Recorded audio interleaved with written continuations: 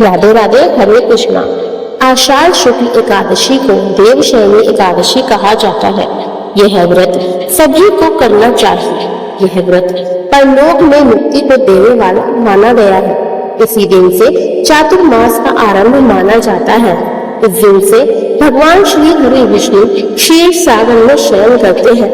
कहीं कहीं इस तिथि को पद्मनाभा भी कहते हैं। पुराणों का ऐसा भी मत है कि भगवान विष्णु इस दिन से 4 मास पर्यंत अर्थात चतुर्मास काल में राजा बलि के द्वार पर निवास करके कार्तिक शुक्ल एकादशी को लौटते हैं। इसी प्रयोजन से इस दिन को देवशयनी तथा कार्तिक शुक्ल एकादशी को प्रबोधिनी एकादशी कहते हैं।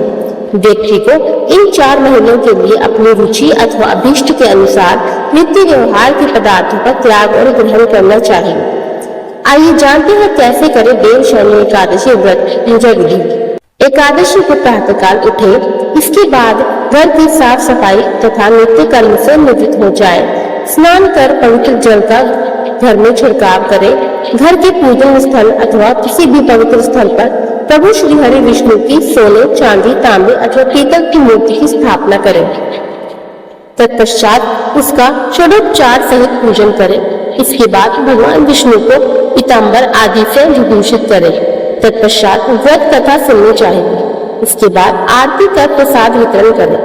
अंत में सफेद चादर से ढके गद्दे तकिए वाले पलंग पर श्री विष्णु को शयन कराना चाहिए। आइए सुनते हैं देवशयनी एकादशी पौराणिक व्रत कथा।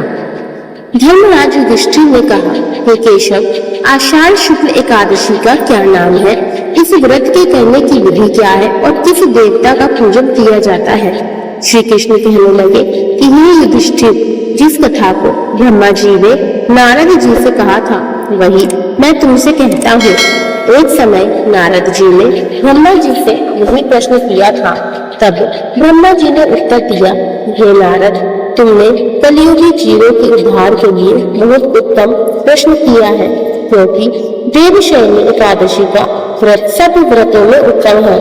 इस व्रत से समस्त पाप नष्ट हो जाते हैं और जो मनुष्य इस व्रत को नहीं करते वे नरकगामी होते हैं। इस व्रत के करने से भगवान विष्णु प्रसन्न होते हैं। इस एकादशी का नाम पद्मा है। अब मैं तुमसे एक पौराणिक कथा कहता हूँ, तुम मन लगाकर सुनो। सूर्य वंश में मानधाता नाम का एक चक्रवर्ती राजा हुआ है, जो सत्यवादी और महान प्रतापी था। वह अपनी प्रजा का पुत्र की भांति पालन किया करता था। उसकी सारी प्रजा धन धान्य से भरपूर और सुखी थी। उसके राज्य में कभी अकाल नहीं पड़ता था। एक समय उस राजा के राज्य में 3 वर्ष तक वर्षा नहीं हुई और अकाल पड़ गया। प्रजा अन्न की कमी के कारण अत्यंत दुखी हो गई। अन्न के न होने से राज्य में यज्ञ आदि भी बंद हो गए। एक दिन प्रजा राजा के पास जाकर कहने लगी कि हे राजा, सारी प्रजा त्राही त्राही पुकार रही है, क्योंकि समस्त विश्व की सृष्टि का कारण वर्षा है। वर्षा के अभाव से अकाल पड़ गया है और अकाल से प्रजा मर रही है। इसलिए हे राजन, कोई ऐसा उपाय बताओ जिससे प्रजा का कष्ट दूर हो। राजा मानधाता कहने लगे कि आप लोग ठीक कह रहे हैं, वर्षा से ही अन्न उत्पन्न होता है और आप लोग वर्षा न होने से अत्यंत दुखी हो गए हैं। मैं आप लोगों के दुख को समझ सकता हूँ। ऐसा कहकर राजा कुछ सेना साथ लेकर वन की तरफ चल दिया।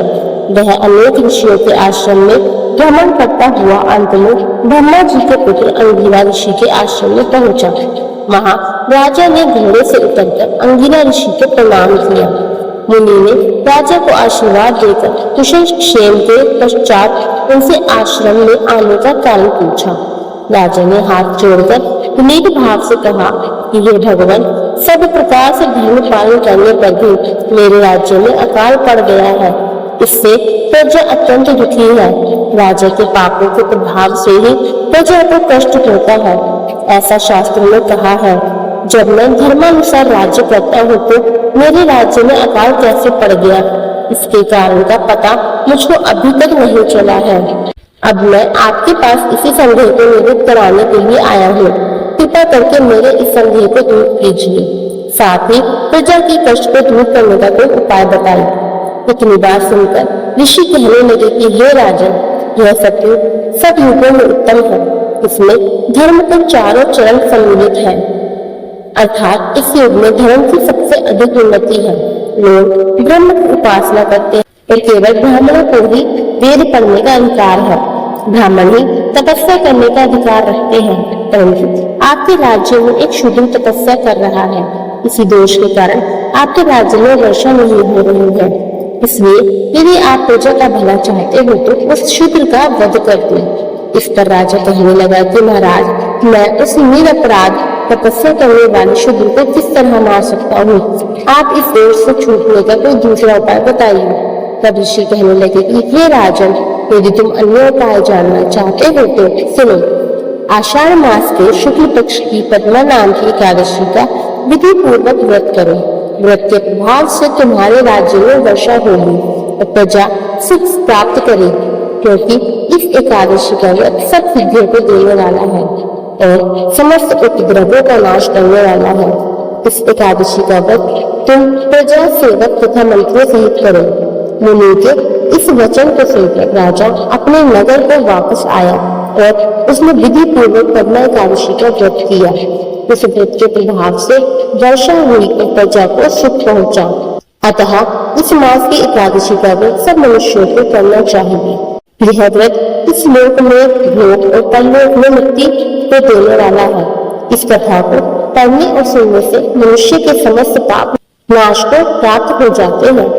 राधे राधे। अगर आपको ये वीडियो ज्ञानवर्धक और प्रेरणादायक लगा हो तो कृपया इसे लाइक करें, शेयर करें और सब्सक्राइब करना ना भूलें, ताकि आने वाली धार्मिक कथाएं आप तक सबसे पहले पहुंचे। घंटी दबाना ना भूलें। कमेंट में जय श्री विष्णु जरूर लिखिए। आप सभी को देवशयनी एकादशी की हार्दिक शुभकामनाएं। भगवान विष्णु आपकी हर मनोकामना पूर्ण करें। हरि ओम तत्सत।